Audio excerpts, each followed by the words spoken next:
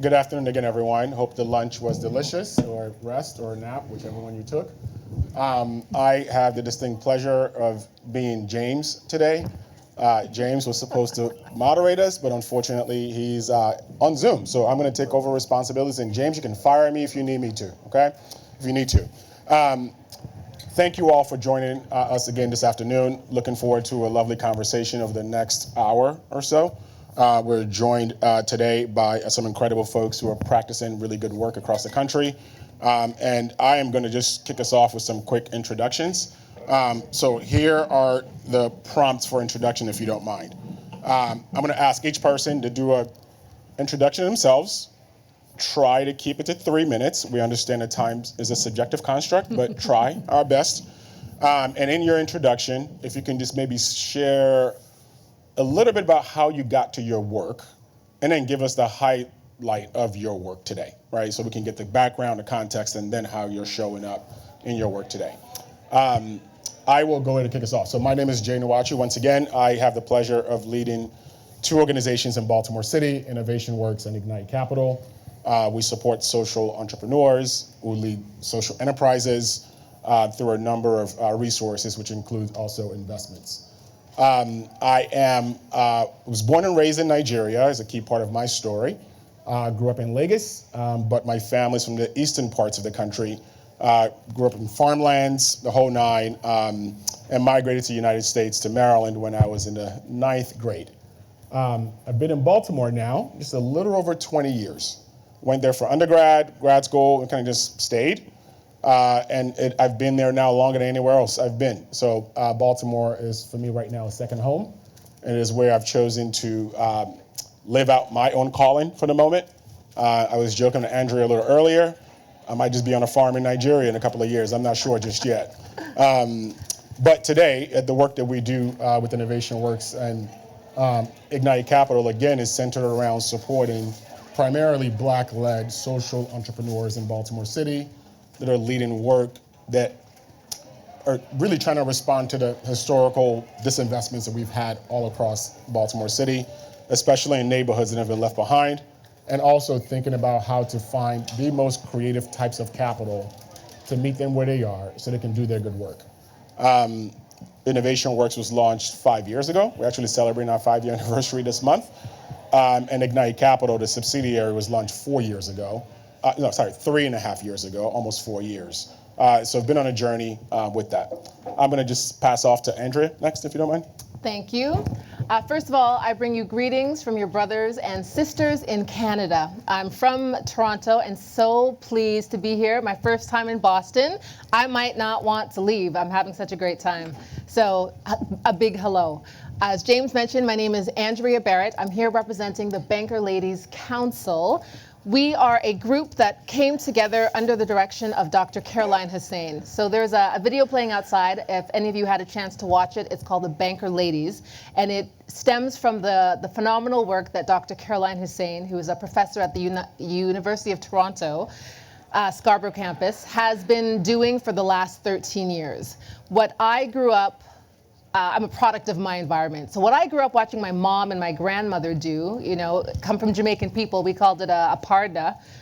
Dr. Hussein has explained that every culture has been doing this. Women in different cultures, Nigeria, Kenya, India, all over the place, calling it something different. So she's put us together, where we've come together doing this work. We're at the intersection of savings plus community building. So that is how we started. So it was very informal in the beginning. We would gather at her home. We would share stories. Oh, this is what we call it, or this is what you call it, and this is how it works. And now we're in the process of becoming a little bit more formalized, because we recognize that Black women have had an incredible economic impact in Canada and around the world, and we want to make sure we're highlighting, we're advocating, we're empowering, and we're educating those that are participating in ROSCAs in Canada. Very glad to be here. Damien? Good afternoon, everybody. Excuse me. Good afternoon, everybody. My name is Damien Goodmon, and I am a fifth-generation Angelino in a town in its current form that was established by a majority of people of African descent, Los Angeles, California. in unceded Tongaland. And my people came west from the east, seeking freedom. My relatives established the first town of freed men in California. They established the first black bank. They built the first housing in America, but that was FHA housing for black people specifically. So to answer the last question first, I was born to do this and I never knew. I have a responsibility to the legacy of my family and the legacy of the people who struggled through chattel slavery, Reconstruction, and current Jim Crow, Jeb Pro, whatever we're in right now, to continue this work. And that work is liberating communities. I'm in the Crenshaw community, which, like so many others in the urban coastal areas of America, are undergoing rampant gentrification and displacement. It was home and remains home to the largest proposed and approved construction project in the city of Los Angeles at 3.1 million square feet, a mall to be converted into an urban mixed-use place with market rate housing and an impact that was supposed to increase displacement risk to 66,000 residents within a 2-mile radius. Those are numbers that if you were to put them in other contexts would have folk being hauled off to The Hague, but it's normal here in America. In the context of our work, from resistance and building a solidarity economy, when that asset came to be sold, we had the audacity to say that we should buy it and it should be under community control. It turned into being the most successful most successful raise for a community-owned real estate project in American history. Yeah. $126 million. 34.6 million in philanthropy, 34 million in aligned investors, a debt partner. There was no equity partner in all of it. It was to be community controlled. A fully financed offer if you're in real estate that involved an $11 million non-refundable deposit. And they said no. They said no because they knew that source of extraction, that source of wealth creation for them was going to then go into an economy that was going to be about community wealth building. It was going to go into an economy that was going to advantage the enterprises that are here today, advantage the business partnerships that we've built in our community, instead of the folk on Wall Street, the banks that have continued to exploit us. And so now we're transitioning a little bit. We haven't given up the fight in the mall. It's going to be several more years. We're going to sue the crap out of them, just to be clear, because that was illegal. But we've gone from thinking about 40 acres in a mall, which was our hashtag, to 40 square miles. And how do we liberate all of South Central Los Angeles? I'm looking forward to talking about that more. Awesome. James. Thanks, everybody. Can you guys hear me? Yes. Perfect. Okay, I can't see you all, but I hope everybody's doing well. Apologies for not being there in person. I was really excited to see folks. I got bit by the COVID bug, so dealing with that. But anyway, my name is James Johnson-Piett. I am principal and CEO of Urbane. Urbane is an interesting amalgam of companies all focused on building infrastructure for community wealth.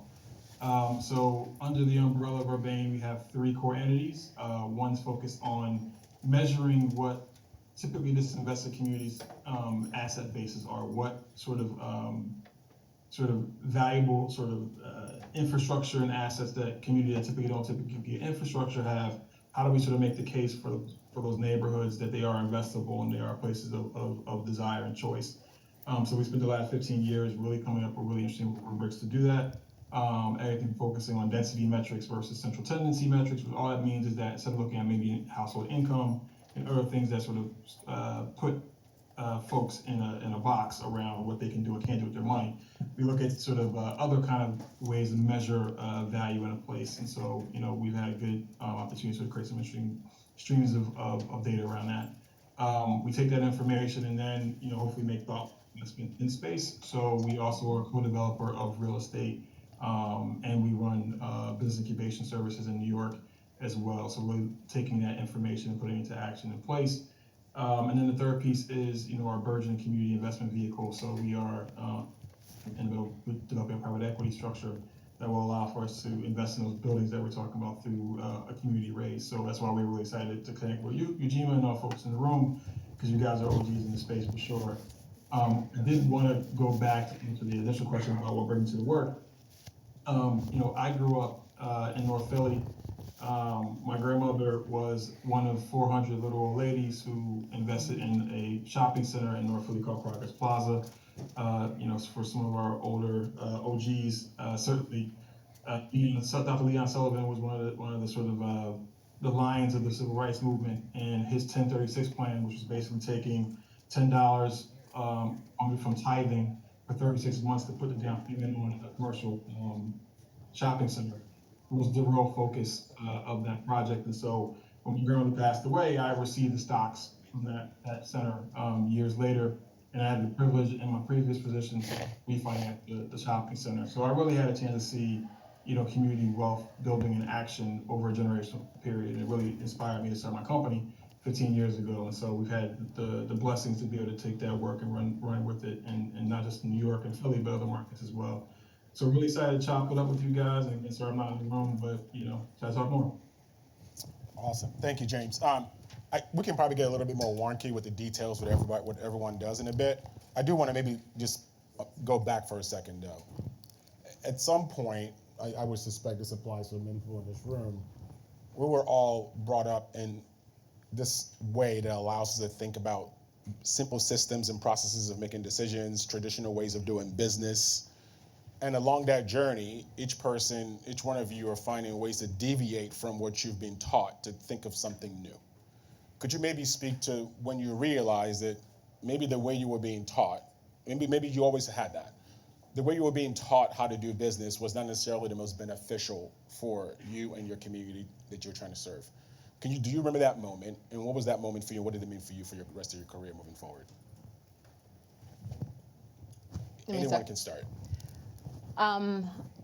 So when it comes to doing business, two examples come to mind. So I come from the ROSCA space, Rotating and Savings Credit Association. People coming together, pooling their funds. So growing up as a little girl, like I mentioned, I'm a product of my environment. I watched grandma do this, I watched my mom do this, and then I watched my sister do this. Real estate in Toronto is very, very expensive. I don't know what it's like here in Boston, but you need to be a gazillionaire to own a home in Canada. So I watched my sister, who's a nurse, a registered nurse, participate in a partner every week. She would take her hand, she would accelerate her mortgage payments. But I'm like a child, I don't know what a mortgage is or what accelerating her mortgage payments mean. So I would watch her do that every year. She gets her hand or two hands and she does it. And then as I got older and watched her mortgage go like this and hear everybody else's struggles, I saw the power and understood what she was doing. And then when it comes to entrepreneurship, there are some business owners that struggle to get financing or loans when it comes to running their business for whatever reason. I've seen business owners work together using this system to start their business. People who believe in them and are in this group with them will contribute money to help them get their product to market, help them pay for a marketing consultant, help them pay for their packaging, which then allows them to pay for their listing fees to get in the store. That is sort of when things clicked for me. I mean, I'm gonna start with, I haven't worked for somebody else since I was 24 years old. I was a consultant, now obviously I have a board. But the whole concept of being part of a system where the decisions were made from the top didn't feel right.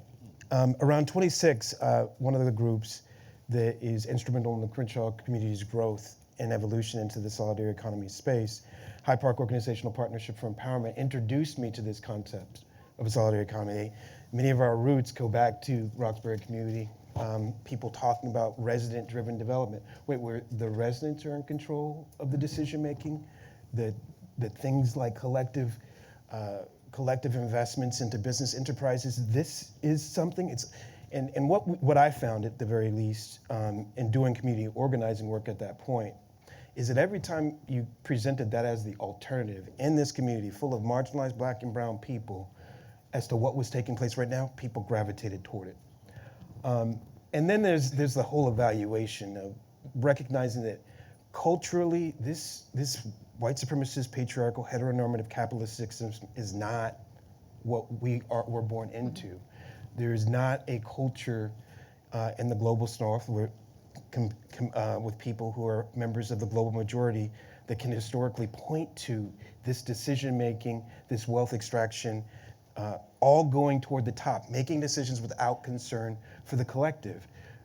So yes, I am privileged to be in a space that's not just the center of Black culture, but also consciousness that has the founder of Kwanzaa and those principles of the Nguzo Saba at a table that I had sat at regularly every week, and we're introduced these concepts of cooperative economics and African consensus. That's unique, right? And we need to infuse that. We all need to go down to Florida and ram it down DeSantis's throat.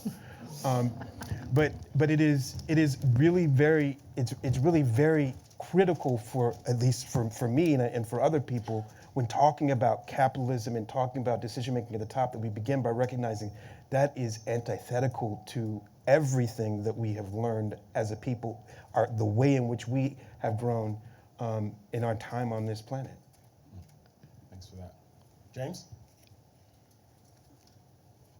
Yeah, I think what's been interesting in my experience is that, this has been driven by sort of two sort of parallel sort of issues. One, to the previous presenter's points, trying to make, our case for investment in essentially a rigged system is tough, right? Like, you have credit requirements, you have collateral requirements, and all these sort of terms that, folks like to throw at you, really just to say, hey, you can't get at something without, a significant amount of resources behind you. So it perpetuates all the generational sort of disinvestment that we're talking about. So a lot of our work has been trying to sort of navigate that, as I mentioned earlier, thinking about different ways to measure, economic sort of mobility, or measure sort of the idea of what it means to sort of own in general, right? Like, what do you own collectively versus individually? And making the case to the sort of boardroom that there is a different pattern point for communities to get involved. So, if you Google me, you'll probably find a lot about our Flatbush Central project in Brooklyn.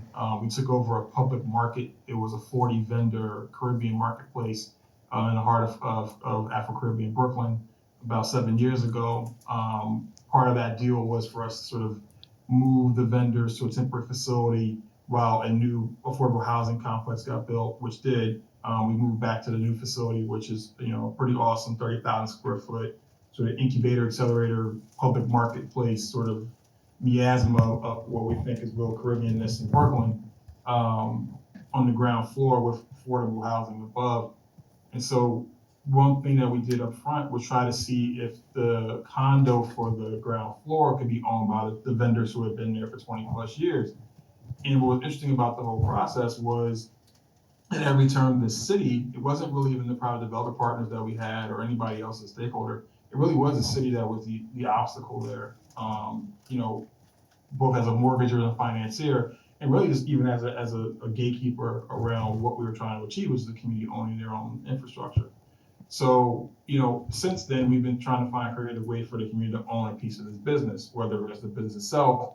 We have a food guild, so we have a shared kitchen in the facility. So we have a cooperative set of folks in place, about 50 members, where we go after procurement contract as a collective. We have a marketing cooperative, so we go flash up. So if you go to shop.flatbushcentral.com, you see our vendors have their products for purchase, and so we do that under the Flatbush Central banner, but the individual vendors have their own sort of white label. So we tried a couple of different ways to sort of circumvent the core issue, but we're still getting at this thing, which leads to my second point, getting the capital needed to go to scale with these concepts. So it's one thing to be able to do one Flatbush project, it's another thing to be able to do it consistently.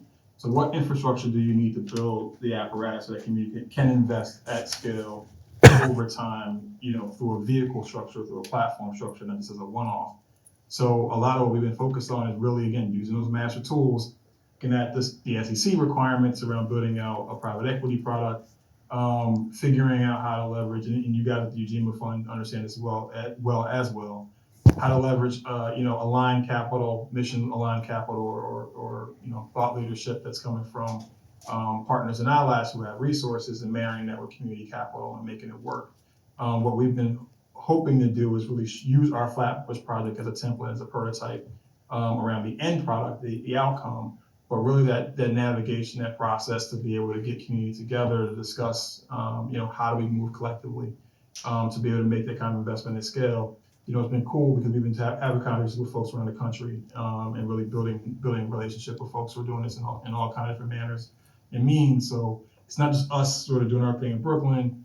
We have folks all across the country who I think are moving in the same direction. So that sort of mind meld of scale that's been happening over the last few months and years is really exciting for us. Thank you for that, James. I actually have a question. It's directed at myself, so I'm going to attempt to answer it around navigating systems. So I'm going to kind of dovetail back to this original question. So I'm probably one of the folks who didn't start in this type of work. I know my story in Nigeria and what got us to get to the United States. It's the Susu model that sent my father to a community college, and then he from there started making a little bit of money and then sent his siblings to college. And then eventually got us to come to the United States. And then my father's like, you got to decide, you have to send money back home now to your cousins, right? I know what that looks like. And then I know the academic training I got in the United States. And it was very much go get your own, right? I went into the private sector for about a good 10 years in the talent acquisition space and really thought I was doing good in D&I, like recruiting, right? And it's like representing all these corporations and I'm getting black people to get their first jobs at JP Morgan and this. And I'm like, we're going nowhere fast. It hit me so hard one day. I was like, because yes, one household got a little bit richer. It doesn't necessarily mean black folks advanced, right? And I started comparing them back to my own story back home about what it took to move just one generation in my family without a lot of wealth. It was this idea of community economics. That's what shifted for me. That's what kind of got me into this space today and thinking about now, which is what I'm trying to navigate every day. Yes, I've watched the money move in the private sector. I've watched decisions being made in the ways that are so ridiculous, didn't make any sense to me, yet we ask people all these crazy questions to lend them $25,000. So my calling for now, we'll see again how long this lasts, is how to use the language that I've learned in that system to shift money from that system to where it should be. Right? I'm not going to say I enjoy it every day. Don't tell my staff that. But the idea of dancing with the folks, with the resources. I mean, I sit on the Impact Investing Committee at the Baltimore Community Foundation, and I watch how we make certain decisions for certain investments, and I will over-litigate some investments. And it really, really boils me to know, and somebody made a comment a little earlier around, if you have the opportunity to join that investment committee, just do it, because they need us at those places to just start shifting people just a little bit, right? If you happen to join your CSR at your company, just do that, because you might be able to find your unique way to use your voice. Just get one person to think just a little bit differently. So that's kind of where I find my space right now in trying to shift things from one system to the next. But with that question, though, I do want to go back to you. Sorry, Damien, brain just froze.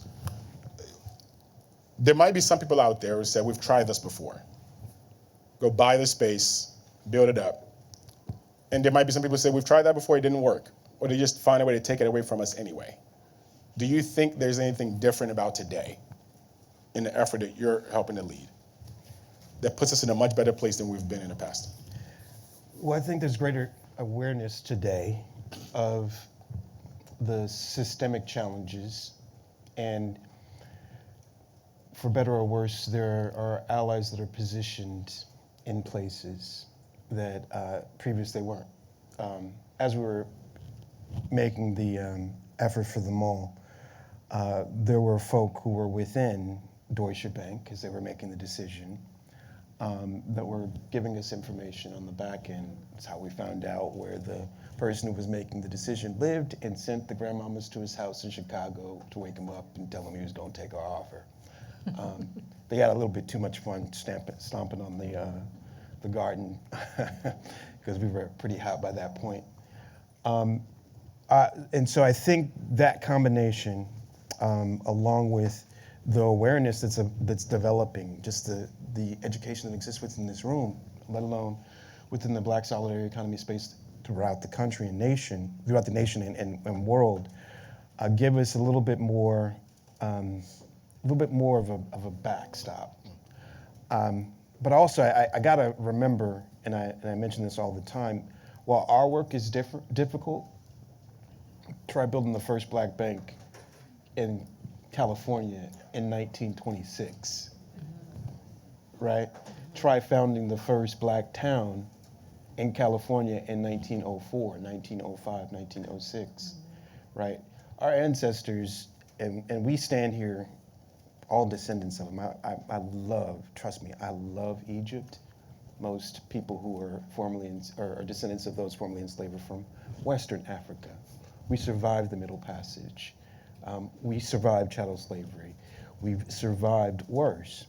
And so I've got to believe that with this greater awareness, this greater awakening that has taken place, specifically post-George Floyd's murder, that we're able to put together the systems and structures, but it's going to be hard. And, you know, I don't think that should stop any of us from doing what we're doing, and we're not always going to succeed.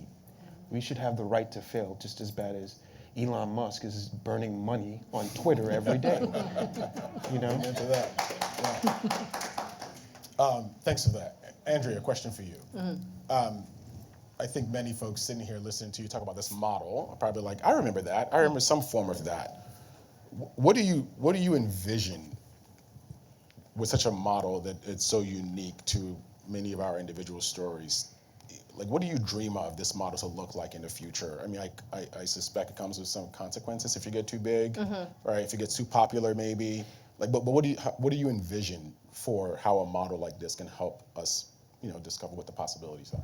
I hope that, and I think it's going to happen with the younger generation. I hope that we're laying the foundation for them, and they completely envelop this system. Just doing what our grandparents did and our great-grandparents. If they start now, I think we could, if they start now, we can totally take over, because we will have enough money under our own control that we can do whatever we want. I met a young girl last week, a young Somalian girl, and they call it Hug Bud. So she told me, oh, I know what you're talking about.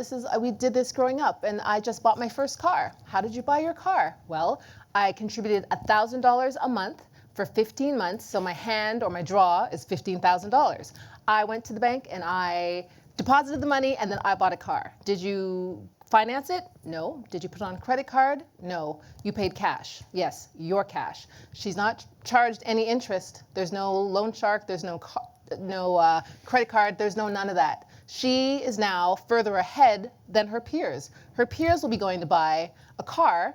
They'll have to finance it. They'll be paying interest. She used her own money. So not only did she learn how to save, she learned to do this in community with other women, other men doing it together. My hope is that there are more people like her, more young people galvanizing and gravitating towards this, making a whole lot of money, being smart with this money, investing in themselves and businesses and buying commercial property and buying real estate and doing fantastic things. The drawback, some financial institution is going to be like, what's going on here? Where's all of our interest? They're not paying us interest anymore. What's happening? And something will happen. So it's up to us to get ahead of that. In Ghana and in parts of the Caribbean, this is a way of life, and they acknowledge this. There are banking products that are built and set up around partners and susus and that sort of thing. So we just need to do it first. Yeah. Right? We need to do it first. I'm trying to take that in, because the one message I just heard from that is, if someone in this room is looking for a way to help organize this any further with an app or something, don't try to introduce a cost of capital. That's what I'm hearing. Yes, because in a susu, nobody makes any money. Right. 10 of us in a susu, we all put in our $100. We all walk out with our money. Nobody has benefited or profited. If you want to, give the banker, a cake or a loaf of bread or a Starbucks gift card or a gift card from a black-owned coffee company, even better. That's okay, but no one is profiting off of this. We need to make sure nobody profits off of this. This is about saving money together, supporting each other, as a community and pooling our resources. Nobody is profiting off of anybody. We're just doing this together to uplift everybody. What a concept. It's funny you said it, because in Baltimore, our fund, we went out and raised money to be able to invest in primarily Black social enterprises, and our cost of capital was somewhere between 0% and 2%. Somebody's like, wait, that's not an investment. I'm like, I don't care what you call it, just give me the money, right? Because at the end of the day, we're asking you for money that you have to give, right? Something is told us in the system that we have to charge for something. But the more we charge, the less effective that money is for the person who actually needs to be able to use it, right? And we know what that means when you're running a business, right? So there's this notion, if you're going to do true impact investing, really it's about how much we can keep the cost of capital down to allow for as much impact to play out on the back end as possible. Now I'm curious, James, in your world, you're talking big real estate deals here. How does that apply for you? How do you manage this notion of pushing the boundaries of the system to try to do your projects in a way that actually benefits those that are going to be inhabiting your projects? Yeah, I have two examples. I think one is really interesting. Again, goes back to my grandma. It's sort of how you think about credit, right? And so, if you're trying to figure out who's credit worthy and who's not, there's tried and true underwriting systems to figure this stuff out. There's algorithms that look at sort of how you spend your money, just figure out how credit worthy you are. But what's interesting, if you look at sort of the edges of where technology is going, more and more folks are moving away from the traditional credit regime because they have access to better data. So if I'm Facebook or I'm Allstate or I could be whatever company, I'm Instagram, I have a lot of information to make a choice about what you will or won't do, how you want to behave, how you'll spend, et cetera, et cetera. And I'm offering you products and probably credit products based on that decision making, not because you paid your credit card on the 15th of the month. So what's interesting about what we're trying to think about is, we have in our properties hundreds folks who are paying bills positively. So the idea of positive payments make a big difference. Not just rent. That's typically what people are going right now, positive payment modalities, but it's a whole slew of things people do on a regular basis, particularly again in low middle income communities that aren't being counted. So whether you're talking about child support payments, whether you're talking about even paying parking tickets, things that are periodic or things that have a repetitive element, being able to take that information and say, okay, this person shows a real facility to be able to make a payment when it's due. The next layer for us is at the neighborhood level. So whether you live in public housing, we're talking about to Andria's point, more of the informal lending circle sort of model where we're looking at people who, lend capital without interest, but they do it consistently. So those payments are something that you can look at as a positive payment point. We looked at bodegas or corner stores that offer credit to individuals in the neighborhood. Say, okay, look, they have a credit sort of structure with you where, they may get their EBT on the 1st and the 15th, or they may get it once a month, but you're covering those other months. And so looking at the tabs that happen there, even something as simple as tithing, like I mentioned. So if you're making a tithing payment, weekly, essentially you are in essence relationship with God to some extent around how you make your payments to the church. So those relationships with those community anchors is really why we focus on understanding sort of community value through data. And so then going upstream, say, okay, what can we do in concert with this sort of credit neighborhood credit regime to think about things that we can do as a collective to then go by, right? And so in the case of the real estate, that's obviously one example. The other example I'll mention is I think us as a people particularly, we're not having a strong enough and ardent enough conversation about climate. If you were in New York last week, literally whatever borough you were in, you were wading up to your knees in water. It wasn't a massive storm that caused this. It's 100-plus-year-old infrastructure is not ready to deal with storms coming through at the clip they're coming through it from a timing perspective, any amount of rain that comes in at any given point. And all that infrastructure needs to get redone and paid for. And there will be people who make money on that infrastructure. And so for us, I think the next frontier is one that's super important. It's climate infrastructure. It's thinking about how we show up as investors in that context, and whether that's going to be the public sector through public finance, or it's alternatives, so again, alternative asset building, whether it is a SUSU that then putting its money towards, that kind of infrastructure, stormwater plant or better building infrastructure for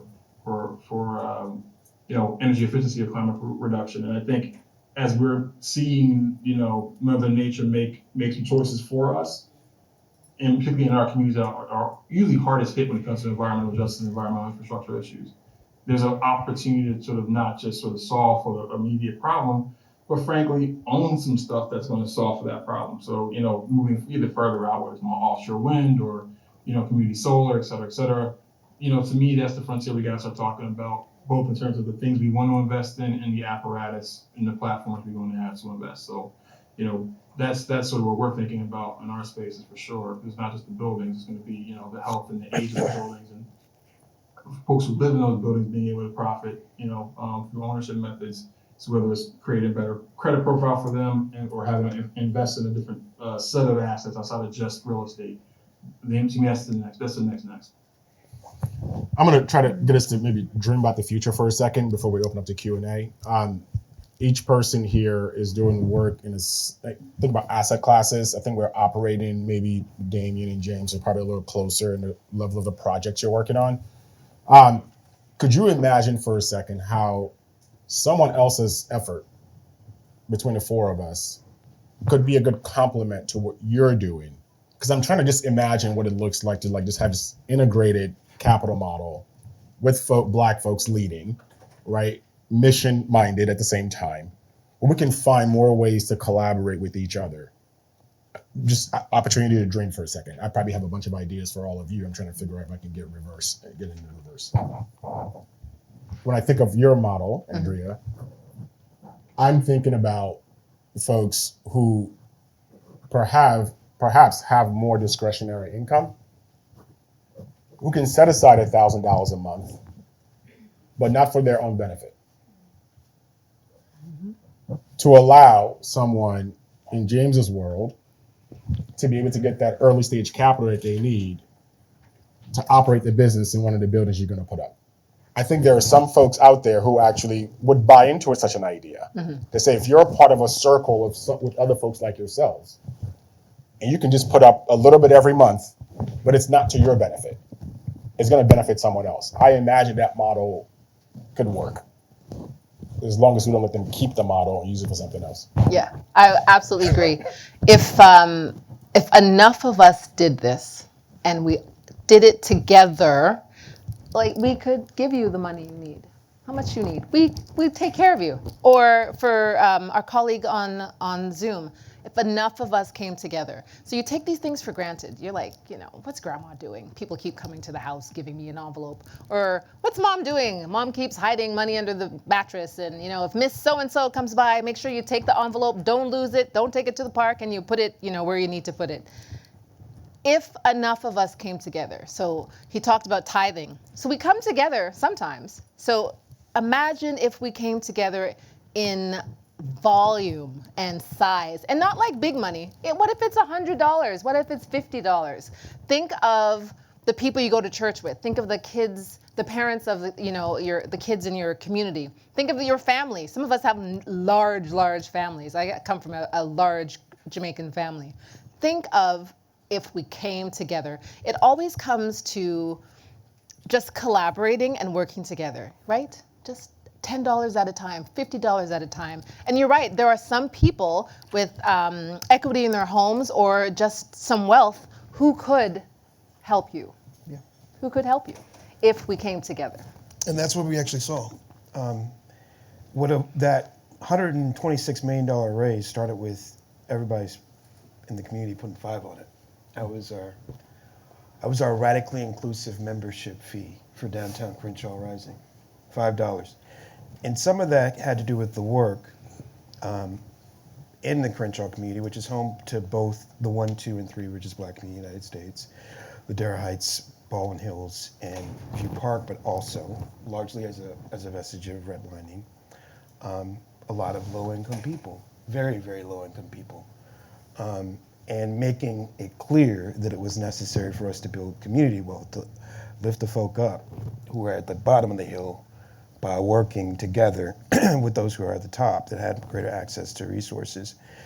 And the most interesting thing in that raise, and there's so much work that's being done here. I mean, learning from just this panel, let alone the many people here, we are modeled in so many respects, the Liberty ecosystem, off of the Ujima project, and having a community investment fund and having a larger impact fund that is able to unlock it. But what's most, I think, interesting, and I didn't know this before I got into real estate to this degree, is that for that project, 3.1 million square feet, the largest redevelopment project in the city of Los Angeles that built out was somewhere between $2 to $3 billion. For that project to be under community control was literally just $10 million. I say that, just $10 million in the city of Los Angeles.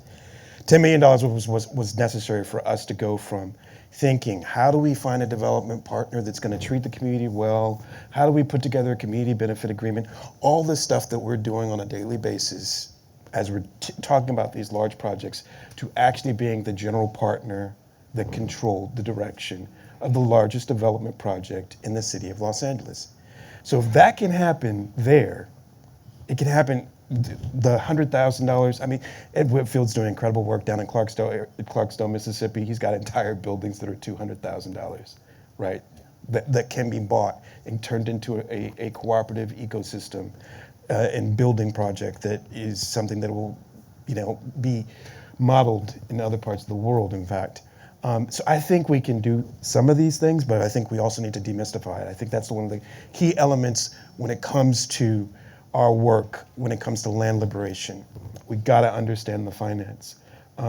Because when we then have that power, then it's a little bit easier to go to these many foundations who I have a lot of thoughts on, and saying, help me understand why we can't turn this project of harm into a project of healing by you tapping into your multiple billions of dollars that you have invested in the stock market and instead put it into the community. Any big ideas for me, James? Yeah, I know we're running short on time, but I'll keep it pretty quick. I think what we've heard is there's models and prototypes and opportunities that are happening across the country, and it's just a matter of data chaining them together. So, Damien's mentioning the project in LA. We have a $1.3 billion project that we're part of in the Rockaways and Queens. You're working on what you're working on in Baltimore. The folks in Boston are doing their thing. There is movement happening across the country. I think the work to pull this together, where we can, one, measure what we're doing. So from time X to time Y, how are we moving wealth? When we're talking about people making investments, and again, I mentioned before, to Andria's point, tithing is a simple way to think about moving, church or denominational capital at the direct level, but those folks are also investing at the denominational level. So how do you think about the billions and trillions of dollars of faith-based dollars that should be moving into the community? Same thing on the public sector side. So it's taking these prototypes that are all happening right now, to answer your earlier question about timing, and coming up with some way to sort of have a if not singular, at least framework that we can all use together. So when we're looking at an investment at time zero and looking at over a 7-year period from a real estate perspective, or a 10-year period, or whatever the investment sort of cycle looks like, we can truly show what the balance sheet of that household, of that neighborhood begins to look like at scale. And if we look at it in LA, in Boston, in Philly, et cetera, et cetera, et cetera, now you're talking about a national movement, move it out to international. There's lots of opportunities, I think, to think about moving wealth and building wealth platforms at a scalable level through cooperative means. And so getting our story together and getting our measurement together, I think could be a really key next step. Thank you. I think we have 10 minutes for questions, and then I will close this out. I will not be the moderator of questions. I think I got scared. I saw hands everywhere. The line up in this row here for questions. Thank you.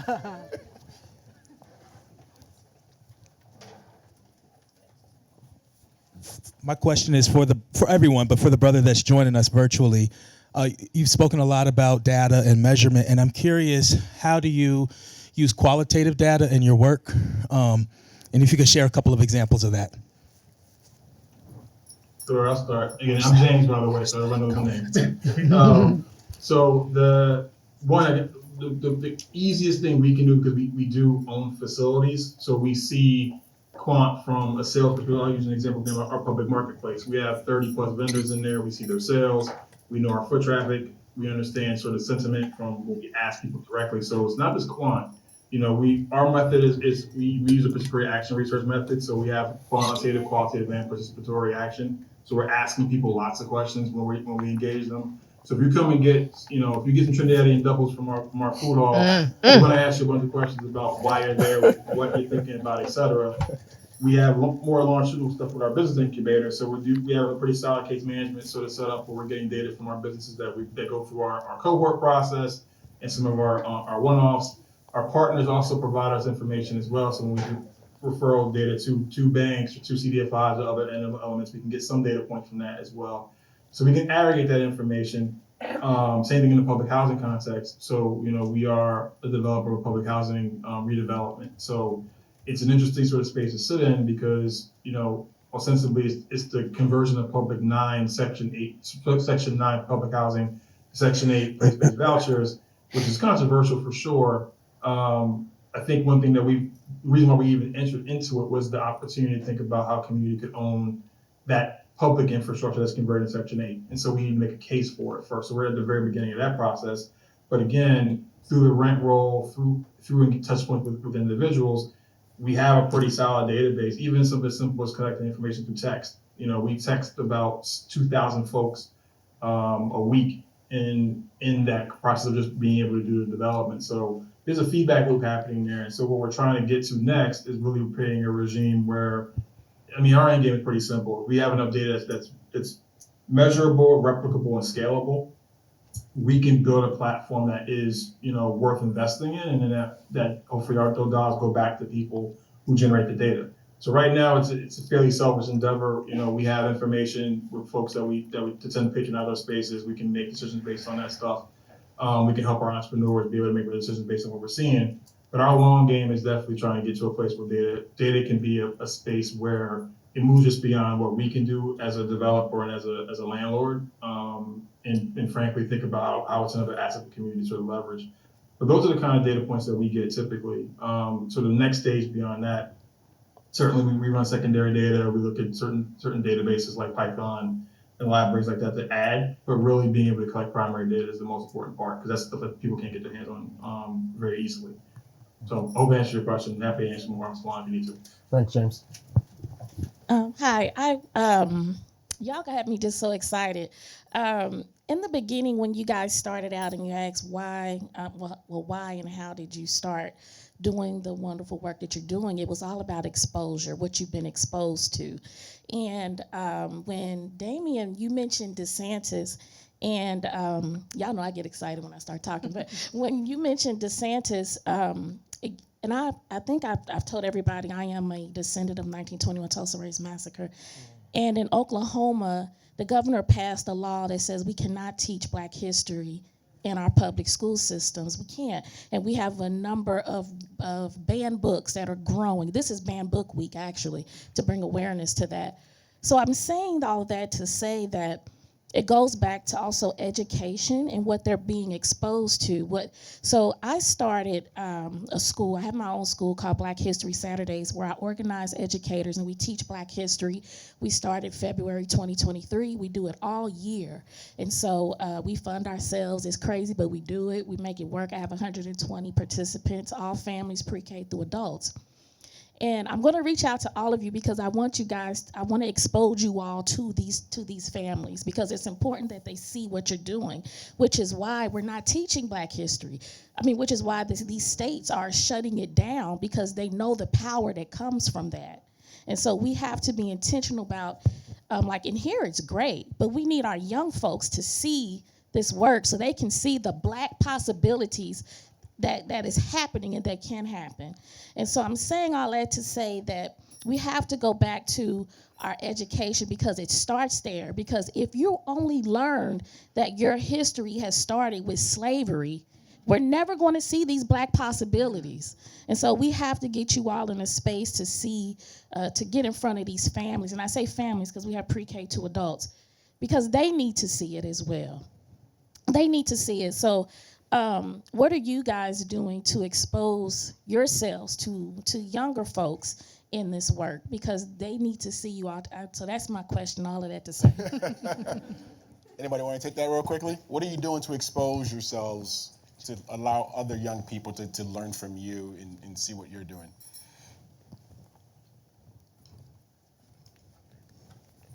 I mean, we're a community-based organization, and we're on the street.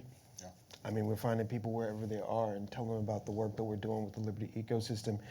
And we have radical inclusion. We meet literally every week. And I want to be able to build out and identify the strong connections that we've had in the past from a lot of the work that we've done with our predecessor groups to actually have, like, I've seen amazing workshops that were solely for people who are young, people who come up with new ideas for the mall. In fact, that was one thing that we did. We had a community visioning process for the mall that involved everyone, and then we had a separate one that just involved the youth to see those ideas be developed. But bringing them along and telling them that story, it's becoming all the more important, especially in places like Florida or Oklahoma. And for me, families, kids see this growing up. So like as a child, people would come to the door, I would see it. Or mom would talk about what she's gonna do with her partner hand, or don't worry about this, I'm getting 2 partner hands so I can help you with this or take care of this. So kids become a part of it, and then they grow up in it. So it's important for us to keep doing these traditions and practices that we know and that are ours, and making sure that we're making sure the younger people and the kids in our family are seeing it, because they emulate us and they practice what we preach. I'll add that, I mean, for me, it starts at home. So right now, I'm trying to be very intentional about what my kids see in me in my own household. And then beyond that, I'm talking about career days of high schools and middle schools. I'm trying to be at everything as much as I can. But it is important for us to share our stories. And I try to do that as best as I can through work, but also my own. I have nephews and nieces, my own kids. For me, it starts at home. And right now, there's a lot of home stuff that I got to work on and make sure our kids don't lose themselves. James, did you have anything you wanted to add? Yeah, quickly. So, yeah, a lot of our engagement. So, our model focuses on community anchored. So, to I think Damien's point early, the fact that we're in community, like we're going to deal with youth just through osmosis, but we're very intentional about it. Our business academy, starts at 16. So we've had some folks come through our business cohort model. At that age, we sponsor sort of a social entrepreneurship program with the high school down the street from us in Flatbush. They do cafe brunches for us, and again, I think it's in general, youth really drive the culture. You drive sort of the decision making for a lot of sort of expenditure going forward in the retail model certainly. But we touch youth in a lot of different ways, and hopefully I'll learn from them about where the trends are and what we need to be thinking about. I'm aging out of a certain cohort, so we actively try to connect with youth around what's going on, and that relationship. Try to drop some seeds, sort of around what has been that some of the things that they're encountering right now, are tread ground, and they have a pathway to walk down that doesn't need to be paved sometimes, despite the fact that they love innovation. So one thing about our space in Flatbush that I'm really proud of is it's an incredibly intergenerational space. Many of our vendors are over the age 65. It's really about succession planning. So a lot of our work is very much connecting them with young people who can see themselves as the next entrepreneurs, maybe even taking over that business. So it's a very intentional process for us, but the educational cycle is really, it's a feedback loop more than anything. We're learning from them as much as we're trying to teach them as well. Thank you so much. We're going to take our final question that we're going to ask quickly and that we are going to answer quickly, keeping in mind that our time together is not scarce, but our time in this session is.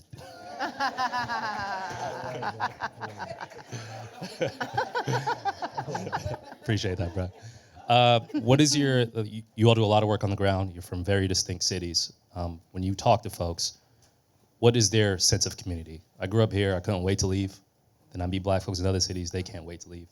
So in terms of people wanting to invest in their own communities, what kind of, I'm just curious on the feedback that you get being in Cali or Baltimore, where people may have gone through a lot of stuff and they may not want to be involved in the process. It's a good question. I mean, I think ironically, the more unaffordable our community has become, the more we cherish it. Yeah. But again, we had the '92 uprising. Prior to that, I remember, and I've stayed in the same space for 30 years. I remember the day they raided the fourplex next to me because it was a crack house. And so I think as we've been under attack, as from these speculative real estate forces, and from Blackstone down to the persons knocking on grandmama's door trying to get her to sell, we've come to understand the necessity of us being connected. And when we have that it's the worst unhoused crisis in America as far as people being on the street. There are more unhoused in New York, but we have more unhoused people on the street than any place in the country. And so again, seeing that on the street, recognizing that this is an erasure that's taking place as this grounding and understanding what's most important. And I'll end on this point. I'm sorry for not being as brief as I'd like. One of the things that we were worried about early on when we were doing the work that was initially anti-gentrification work that goes back 5 years were those that had their homes, those who were at the top of the hill and were of wealth. And seeing that when we started talking about resistant gentrification and seeing the advancement of low and middle income housing and other spaces for folks, we thought we would have a problem, that we would have that typical class conflict within the community. And what we saw, and again, this is 2017, is that people who owned their homes had a same sense of frustration with gentrification as those who were renters and first at risk of being displaced. And that ultimately it was that the people had gravitated here to be in community, to be in safer, there is no safe place for Black people in America, safer Black space in the Crenshaw community.